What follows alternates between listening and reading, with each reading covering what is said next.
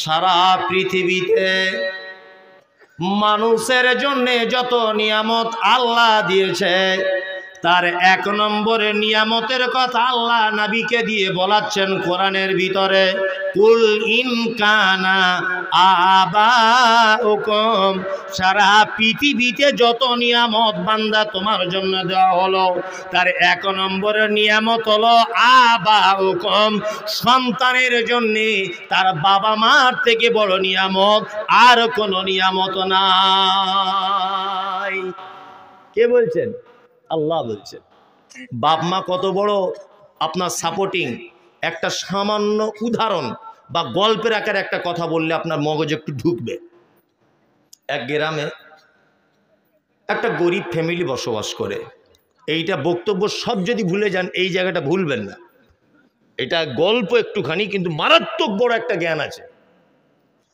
তা গরিব ফ্যামিলি, তাদের বাড়িতে কল টল নেই, তা রাস্তার ধারে একটা কুয়োতে পানি তুলতে যায়। কুয়ো বুঝেন তো? কুয়ো কি বিন্দারা, ওই ইন্দারা, তা ইন্দারা থেকে পানি তুলছে। তা বালতিটা দিয়েছে, দড়িটা ছেড়ে দিয়ে বালতিটা তুলতে গেছে, বালতিটা কেটে গেছে। তা ওই মেয়েটা, গরিবের মেয়ে, বাড়িতে এসে তার মাকে বলছে, মা গো বালতিটা দিলাম কুয়োর ভিতরে, বালতি কেটে গেল। ওর মা তখন বলছে, চল আমি গিয়ে দেখি। ওর মা দড়ি করে আবার একটা নতুন বালতি লাগালো, দড়িটা টানছে, দেখছে বালতি কেটে গেল।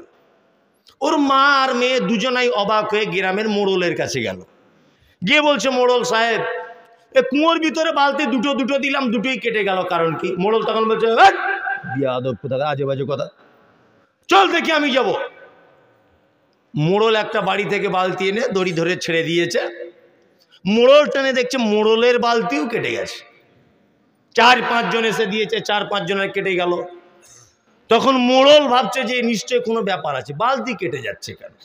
নে মোড়ল একটা ওজার, রোজা না কি বলে, হাত চার দেখায়, ওঝা, ওঝা কবি, মানে আমি শব্দটা জানি কিন্তু ভয়ে বলছি না যে আপনাদের দিকে যদি অন্য বলে লোক হাসবে।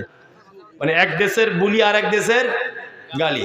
বাংলাদেশে প্রোগ্রাম করতে যাচ্ছি প্রথম নতুন জীবনে, তখন পাসপোর্টে নয় এমনি বিলাকে। তা নদীটা পার হয়ে ফোন করছি, সোনাই নদী, হ্যালো ভাই এবারে আমি কিসে যাব? আমি তো পৌঁছে গেছি। বলছে হুজুর আপনি দাঁড়ান, হেলিকপ্টার যাচ্ছে। আমি ভাবছি তাহলে আলহামদুলিল্লাহ খুব ভালো।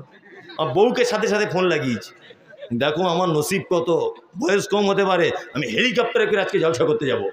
আর বউ তখন বলছে তোমার কপাল ভালো, চাপো। ও বলছে আমি কি করলাম, পুরাতন জামা কাপড় খুলে বড় জুব্বা টুব্বা পরে চশমা টশমা লাগিয়ে রেডি হয়ে আছি হেলিকপ্টার। আর মনে মনে ভাবছি হেলিকপ্টার আসলে তো আওয়াজ হবে, তো কি আওয়াজ হচ্ছে না। আবার ভাবছি হেলিকপ্টার নামতে গেলেও তার একটা বড় মাঠের প্রয়োজন, সেই মাঠও কই নেই, মনে মনে ভাবছি। তখন অত বুদ্ধি নেই, নতুন নতুন বক্তব্য দিতে শিখেছি, আজ থেকে 10-12 বছর আগের কথা বলছি। এখন বারবার ছেলেটাকে ফোন করছে, আরে ভাই হেলিকপ্টার কই, আওয়াজও পাচ্ছি না। বলছে ভাই দাঁড়ান, যাচ্ছে।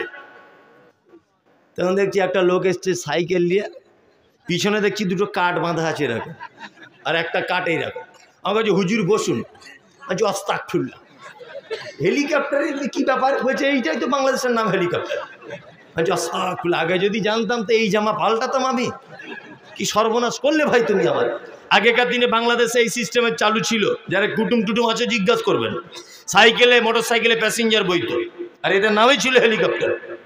তো এক দেশের বলি আর এক দেশের গালি। তা মোড়ল গেছে ওঝার না কি বলছে, ওঝার কাছে। ওঝার কাছে যাওয়ার পরে ওঝারা তো বেশিরভাগ দেখবেন চিটিংবাজ হয়, মারাত্মক চিটিংবাজ। মানে এরা যে কত বড় চিটিংবাজ আপনি অবাক হয়ে যাবেন। যত এমন জায়গাতে আপনাকে আঘাত করবে যে আপনাকে ফের ওর কাছে আসতে হবে। তার ওঝার কাছে গিয়ে বলছে দেখুন তো আমাদের গ্রামে কুয়োটার কি অবস্থা ইনারার। তখন ও হাতটা দেখে বলছে সাবা মারাত্মক ব্যাপার তো। যে কি ব্যাপার? বলছে আফ্রিকার একটা ভূত ঢুকে গেছে, যদি 4 দিনের মধ্যে না ভূতটাকে তাড়ানো হয় তা গ্রামের সম্ভ্রান্ত 4টে লোক মরবে, তার মধ্যে মোড়লও যাবে। মোড়ল দেখছি আমার নামটা আগে বলছে, কঠিন বিপদ। মোড়ল বলছে ভাই কত টাকা লাগবে? বলছে 5000 এখন দাও আপাতত, আর এই তাবিজটা নিয়ে যাও, 4 দিনের মাথায় ভূত চলে যাবে। 5000 টাকা ঝেড়ে নিয়েছে। 4 দিন পরেও বালতি ফেলে দেখছে আবার সেই একই অবস্থা, একই অবস্থা। তা এরা তখন দেখছে এর থেকেও বড় ওঝার কাছে যেতে হবে। তা বড় ওঝার কাছে মানে চিটিংবাজের উপরে বাটপার, বুঝলেন না, এই বাটপারের কাছে গেছে। বাটপার দেখে বলছে আগে কার কাছে গিয়েছিলেন? বলছে ফটিকের কাছে। ও ওঝা, ও কিছু বোঝেন? এই যে হাতের দাগটা ডান দিকে চলে যাচ্ছে মানে এ আফ্রিকার ভূত নয়, মালয়েশিয়ার ভূত। একে তাড়াতে গেলে একটাই উপায়, মোটামুটি 30,000 টাকা খরচা হবে। তাছাড়া পরিস্থিতি খুব খারাপ, গ্রামের 4 জন মহিলা মরবে, তার মধ্যে গ্রামের সম্ভ্রান্ত 4টে লোকের বউ মরবে, তার মধ্যে গ্রামের মোড়ল যে থাকবে তারও মরবে। আর মোড়ল ভাবছে ওইদিকে বলেছে মোড়ল মরবে, এ বলছে বউ মরবে, তো দুজনাই যদি মরে যায় সংসার দেখবে কে? গ্রামে চাঁদাপত্র তুলে মোটামুটি 30,000 টাকা খরচা করে দেখেছে। মা কি বাপ কি সেটা বোঝানোর জন্য গল্পটা বলছি। আস্তে আস্তে আস্তে আস্তে করে চাঁদা তুলে দিয়ে দিল, কোনো কাজ নেই, ওই যাতাই। মোড়ল তখন রেগে গিয়ে বলছে যে কাউকে 1 টাকাও দেবো না। গ্রামের কেউ সাহসী ছেলে আছে যে কুয়োর ভিতরে নেমে দেখবি কি আছে? আচ্ছা বলুন তো, এইরকম রোজাদের কথা শোনার পরে আপনি নামবেন? নামবেন? নামবেন? কেউ নামবে না ভয়ে। একটা ছেলে এসে বলছে মোড়ল আমি নামতে রাজি আছি, কিন্তু কেমন করে নামবো আপনি বলে দেন।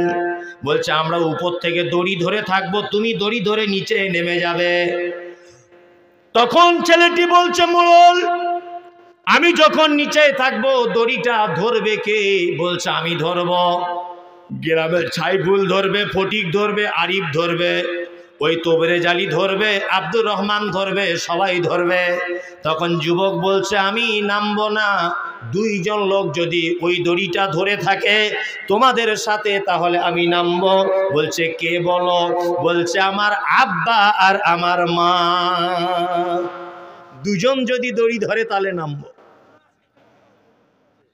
সবাই ধরে আছে। মোড়ল তার আব্বা মায়ের কাছে গিয়ে বলছে ও চাচা ও চাচি, তোমার বেটা যদি কুয়োটায় নামে গ্রামের লোকগুলো সব বেঁচে যাবে। বুড়ো মানুষ তখন বলছে আমার বেটা যদি নেমে তোদের যদি উপকার হয় তাহলে আমার বেটা নামবে, কোনো অসুবিধা নাই।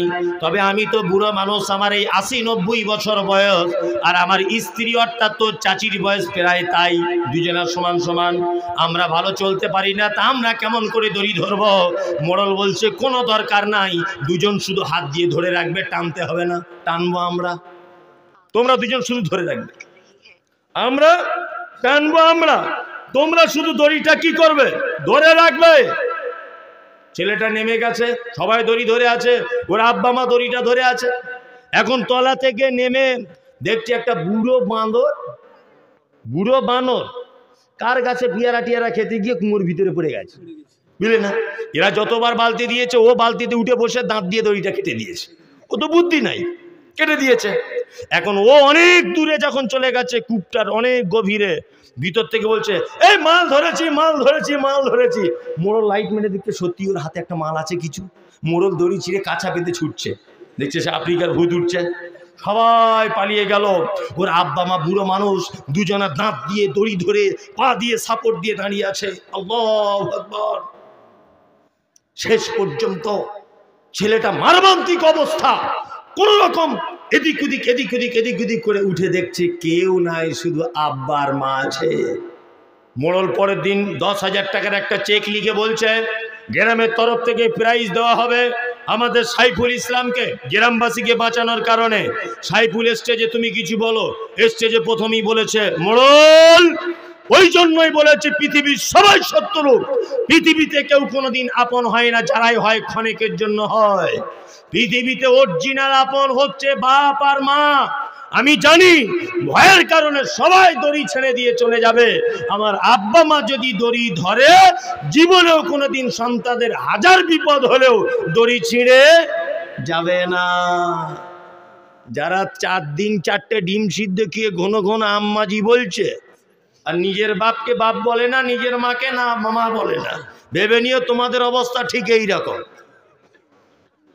বিপদে পড়ে দেখো, তোমার আম্মাজি মেয়েকে ফোন করে বলবে হ্যালো তুই ছেড়ে চলে আয়, থাকিস না, ডাক্তার বলে দিয়েছে যা খাবার খেয়ে নিতে, বেশি দিন বাঁচবে না, ফালতু থাকিস না, চলে আয়, চলে যাবে।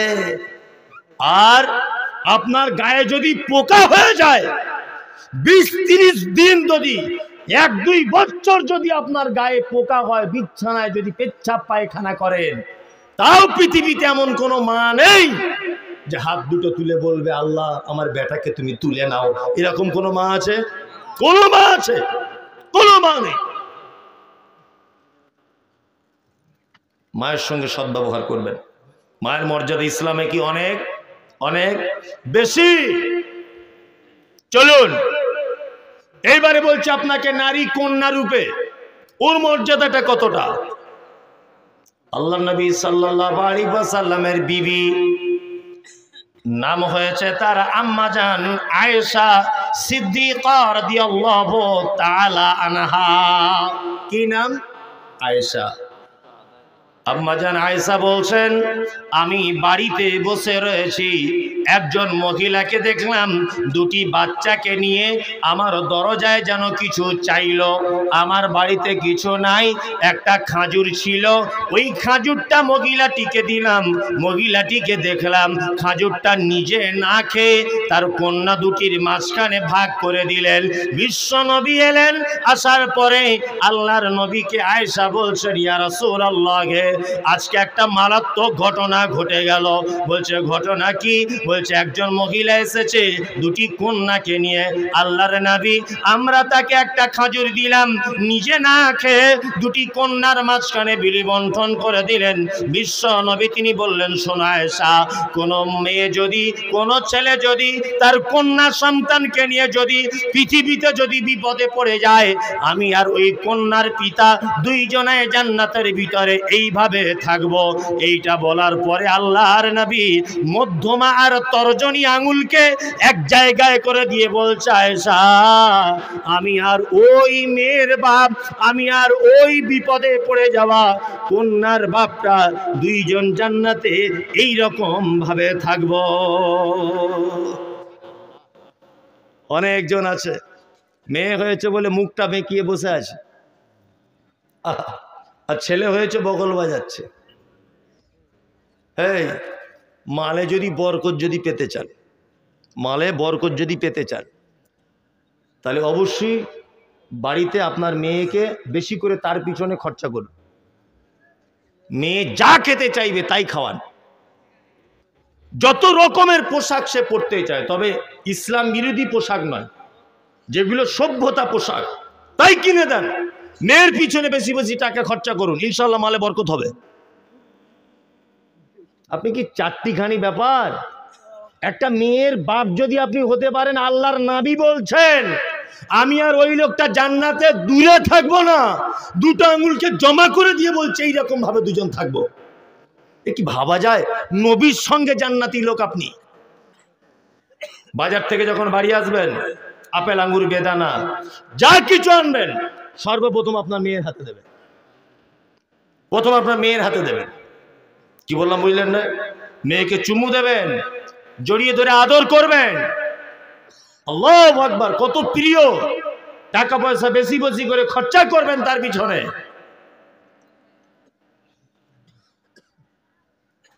তবে লালন করার পালন করার ক্ষেত্রে আপনাকে কিছু বিধিনিষেধ মেনে চলতে হবে।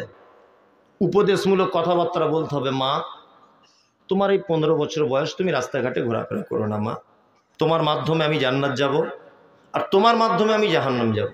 মা, তুমি কি চাও যে তোমার মাধ্যমে আমি জাহান্নাম চলে যাই? বোঝাবেন, তাবলীগ করবেন, উপদেশ দেবেন। বাড়িতে ওর মাকে বলবেন, মেয়েটাকে বোঝাও, তাকে দিনদারিতার ব্যাপারে আগ্রহী করাও, তাকে ইসলামের ব্যাপারে উৎসাহিত করেন, তবেই আপনি নবীর সঙ্গে জান্নাত যেতে পারবেন। আর মেয়ে জিন্স প্যান্ট লেগিন পরে বেহায়ার মতো জলসার মেলা দেখতে এসেছে, এই বাপ সম্পর্কে কিন্তু আল্লাহ নবী কথা বললেন না, বরং এই বাপ সম্পর্কে বলেছেন ও দায়ুস, ও জান্নাত যাবে না। কঠিন ব্যাপার। তার মানে মেয়ে আপনাকে জান্নাতও নিয়ে যেতে পারে, আবার জাহান্নামেও নিয়ে যেতে পারে। আল্লাহর কাছে দোয়া করি, আল্লাহ আমাদের মির্জাপুর এবং পার্শ্ববর্তী গ্রাম থেকে যারা এসেছেন, আমাদের সকলকে তুমি জান্নাতি মহিলার পিতা বানিয়ে দাও, আমিন, আল্লাহুম্মা আমিন। যাদের বাড়িতে মেয়ে আছে, বেশি বেশি করে টাকা পয়সা খরচা করবেন তাদের পিছনে। নাম্বার 3, স্ত্রী হিসাবে মর্যাদা কত? আমি সংক্ষিপ্ত আকারে বলছি। স্ত্রী হিসেবে মর্যাদা আল্লাহ নবী সাল্লাল্লাহু আলাইহি ওয়াসাল্লাম তিনি বলেছেন, ওই পুরুষ মানুষ আল্লাহর নিকটে উত্তম যে পুরুষ মানুষ তার স্ত্রীর কাছে উত্তম স্বামী। আমরা মেয়েদেরকে 2-3টে কথা বলে ঘরে ঢুকিয়ে দিয়েছি। কটা? 2-3টে। এই বেশি ফটর ফটর করবি না, আমার পায়ের তলায় তোর জান্নাত, মাল পাবি না। ও খুব ভয় করছে যে স্বামী যদি মদ পানও করে আসে কিছু বলা যাবে না, কারণ ওর পায়ের তলায় জান্নাত। এটা একেবারে মিছে কথা। কি বললাম বুঝলেন? স্বামীর পায়ের তলায় জান্নাত নেই। আল্লাহ রসুল একথা বলেছেন যে কাউকে যদি সেজদা করার আদেশ যদি দেওয়া হতো তাহলে নারীদেরকে বলা হতো তারা যেন তার স্বামীর পায়ে সেজদা করে। তবে আল্লাহ রসুল একথা বলেননি, এ কথার আদেশও করেননি।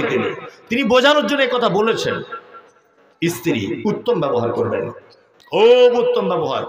এখন দেখবেন হিতে বিপরীত। হিতে বিপরীত নয়, আগে স্বামীরা বউদেরকে শাসন করত, আর এখন বউরা স্বামীদেরকে ধরে মারছে।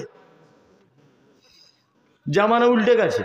এ তো মোবাইলে ফেসবুকে দেখি কিছু কিছু চরিত্রহীন নারী স্বামী স্ত্রী কি করে না করে সেগুলো ফেসবুকে ছাড়ে ইনকাম করার জন্য। দেখেছেন এগুলো? তো ওখান থেকে দেখতে পাই একটা সুমিতা না কি একটা চ্যানেল আছে, ওখানে দেখতে পাই ওর বউটা দেখছি স্বামীকে ধরে জুতোর বাড়ি মুখে মারছে, আর ওটা ফেসবুকে দিচ্ছে আবার, মানে টাকা ইনকামের জন্য। তার মানে ওই ভিডিওটা যে দেখবে ওর থেকে একটু সাহস পাবে যে ও যদি জুতো করে মারতে পারে, আমি অন্তত হাত দিয়েও চালাতে পারবো। ভাবে কি ভাববে না? মানে কি সমস্ত কিছুর অরাজকতা সুশ্রুড়ি দেয় ফেসবুক, ইউটিউব, মোবাইল। আর এই দিক দিয়ে সব থেকে অসভ্যপনায় বাংলাদেশের মহিলারা। দেখুন আপনি, আপু ও আপু ভিডিও করছে, আপু আপু করছে, আবার বোরখা পড়ে আছে, স্বামীর পা টিপছে, স্বামীর গায়ে তেল লাগাচ্ছে, স্বামী তার বইয়ের হিজাব পরিয়ে দিচ্ছে, ব্লাউজ পরিয়ে দিচ্ছে, ওটাও ফেসবুকে ছাড়ছে ইনকাম করার জন্য। বাংলাদেশ নাম্বার 1-এ রয়েছে এই অসভ্যপনায়। সমাজের যৌবনের সুশ্রুড়ি দেওয়া, এই অরাজকতা, সংসার ভাঙা, নারীদেরকে ঘর থেকে বার করা, স্বামীর সঙ্গে অসৎ ব্যবহার করা 1 নম্বরে সোশ্যাল মিডিয়াতে বাংলাদেশ। আপনি দেখে নেন, এইসবগুলো থেকে দূরে থাকবেন। অনেক মর্যাদা মা আপনাদের, অনেক মর্যাদা। আল্লাহর নবী পর্যন্ত বলেছেন যে ওই পুরুষ মানুষ আল্লাহর নিকটে ভালো যে পুরুষ মানুষ কি আল্লাহ তার স্ত্রীর কাছে উত্তম। তবে মেয়েদের কাছে উত্তম হওয়া খুব কঠিন, যতই আপনি ভালো বলেন তবুও খারাপ। এখানে একটা পুরুষ মানুষের বউকে যদি জিজ্ঞাসা করা হয় তোমার স্বামী কেমন, জাহান্নামীকে নিয়ে জ্বলছে আজকে 13 বছর, এক চান্সে বলবে। কি মৌলভী সাহেব, কি হাজি সাহেব, কি গাজী সাহেব, কি হেড মাওলানা, কি সাইকুল হাদিস, কি হেডমাস্টার, একই বলবে ওকে নিয়ে জ্বলছি। বলছে কি বলবে না? বলবে। যাই হোক, আমাকে বারবার বলা হচ্ছে, এখন 12:30 বাজে প্রায়, আমি 10:45 এখানে এসেছি, স্টেজে উঠেছি, তাতে করে আর 15 মিনিট হলেই 2 ঘন্টা মোটামুটি হয়ে যাবে। এই 15 মিনিট অনেক কিছু বলার আছে হাদিস এবং কোরআন, নারী পুরুষ নিয়ে। আর আমি একটা হাদিস বলার চেষ্টা করছি আর একটা কোরআনের আয়াত বলার চেষ্টা করছি, তবে না বলাটাই ভালো মনে করছি, কারণ এটা একটা প্রতিষ্ঠানের জলসা। আমাকে বারবার বলছে একটু আদায়ের ব্যাপারটাও বলতে হবে। জি আলহামদুলিল্লাহ। এখানে আমি পানির জগটা একটু দেন তো, পানির বোতল একটা রাখতে হতো, 1 গ্লাস পুরো ভর্তি করে দেন, খুব গরম হচ্ছে তো, পানি পিপাসা লেগে যাচ্ছে। জি আলহামদুলিল্লাহ।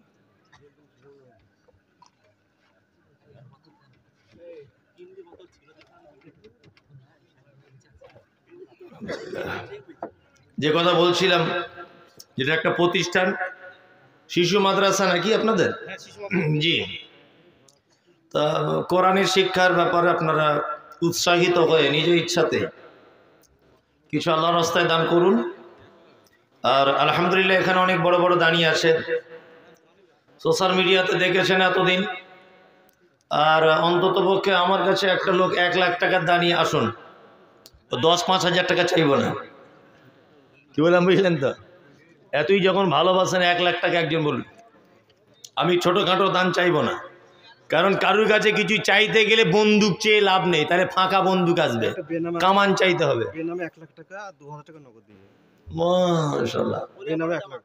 হ্যাঁ হ্যাঁ, পলিয়াপাড়া সমাজের। ও পলিয়ারপাড়া সমাজের একজন দিয়েছেন বেনামিতে 1 লক্ষ টাকা 2000 টাকা নগদ।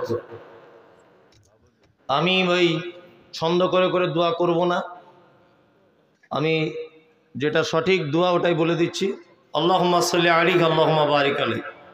আল্লাহ যে মাল দিয়েছে তুমি তার মালে বরকত দাও, তার সংসারে শান্তি বর্ষণ করো, তার সংসারে সচ্ছলতা দাও, তার মাল তুমি বাড়িয়ে দাও, আমিন। হ্যাঁ, এটা ভাববেন না যে মনে হয় শুরু করে করে করে করে দোয়া করবে, ওতে আমি নেই। ওটা হারাম কি না যায় ওটা আমার ফতোয়া নয়, আমি ওটা ভালোবাসছি না বলছি না, আমি আমারটা বলছি। আমি ওইভাবে বলবও না, যদি আপনার ভালো মনে হয় আপনি অবশ্যই দেন। দেখুন, দান করে আমি দোয়া এখান থেকে আপনি পাবেন এই আশা আপনি ছেড়ে দেন। দোয়া আপনি আপনার জন্য যদি নাই বা করা হয়, আপনার মন খারাপের কিছু নেই, আল্লাহ অন্তরের কথা জানে, তাই না?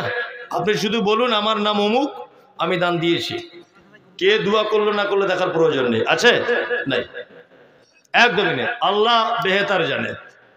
আর সবচেয়ে বড় কথা হচ্ছে এই যে প্রতিষ্ঠান বা যে কোনো জায়গায় দান তারাই করে যাদের দানকে আল্লাহ কবুল করে। এখানে অনেক মানুষ আছে না যে 1 টাকাও দেয়নি, এরকম লোক আছে কি আছে না? আচ্ছা, ও দেয়নি নয়, ও ব্যাপারটা দেয়নি নয়, আল্লাহ ওর দান কবুল করেনি। যার কবুল করেছে তার পকেট থেকে টাকা বার করে স্টেজে দিয়ে পৌঁছে দিয়েছে। এটা কিন্তু একটা খুব ইম্পর্টেন্ট কথা, আপনি মনে বুঝতে পারেননি। দোয়া করা লাগবে না, ভালো করে বুঝবেন, দোয়া করার প্রয়োজন নেই। আপনি দিয়েছেন মানে বুঝে নিতে হবে আল্লাহ আপনাকে দেওয়ার ব্যাপারে পকেট থেকে টাকা বার করে এখানে পৌঁছে দিয়েছে।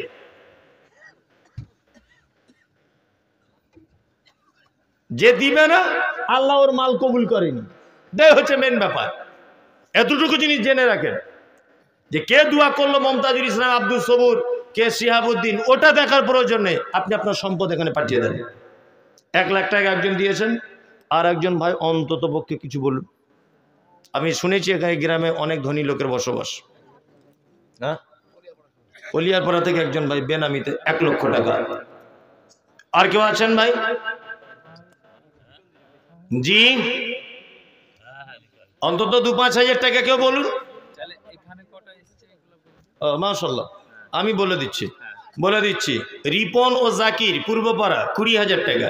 রিপন বাবার নামে 5,000, আব্দুল গাফফার সাহেব 5,000, ওয়াসিম শেখ মাঝপাড়া 20,000, আনসারুল শেখ মুখতার ও তানসারুল 10,000 টাকা।